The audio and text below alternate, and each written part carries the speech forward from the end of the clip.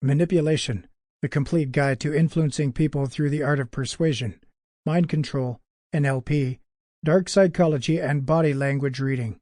Written by Jack Skinners. Narrated by Derrick Ehm. Introduction. So how would you get individuals to need to do what you need them to? First, you need to get familiar with their actual wants and figure out it toward the objective you need to achieve. The closer the individual is to you, the simpler it is to control. The closer the individual is to you, the simpler it is to control. And yes, I said this twice. Significant.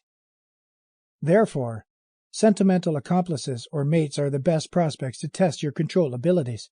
Furthermore, if control feels like a terrible word, consider it influence. You need to convince individuals. You need to make individuals feel like it was their decision from the beginning. By and large, men need perfectionism and ladies will in general need completeness. So I'm not catching that meaning. Men are more normally effectively convinced by authority and the sense of self-related with progress. So showing vulnerability on whether a man can improve insults is the coincidence in a delicate manner that yields progress. With ladies, being adjusted in numerous territories throughout everyday life, particularly with connections of loved ones, is a must. Along these lines, choking out time or effect on explicit connections makes a passionate longing to bring up balance. In some capacity, we as a whole need equalization and we as a whole need to forfeit and core interest. In any case, measurably, ladies will generally learn towards balance while men will generally learn towards concentrating on hair splitting. Control is regularly described as a type of impact that is neither intimidation nor sane influence. In any case, this portrayal quickly brings up the issue.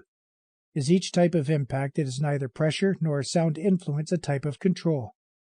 On the off chance that control doesn't consume the whole consistent space of impacts that are neither reasonable influence nor pressure, at that point, what recognize it apart from different types of impact are that neither intimidation nor balanced influence.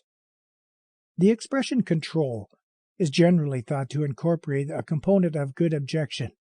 To state that Irving controlled Tanya is normally taken to be an ethical analysis of Irving's conduct. Is control constantly shameless? For what reason is control indecent when it is corrupt? In the event that control isn't constantly shameless, at that point what decides when it is indecent? Types of impact like those recorded above are typical in standard life. Disrecognize them from types of impact portrayed as control in through and through freedom writing. Sample complete. Ready to continue?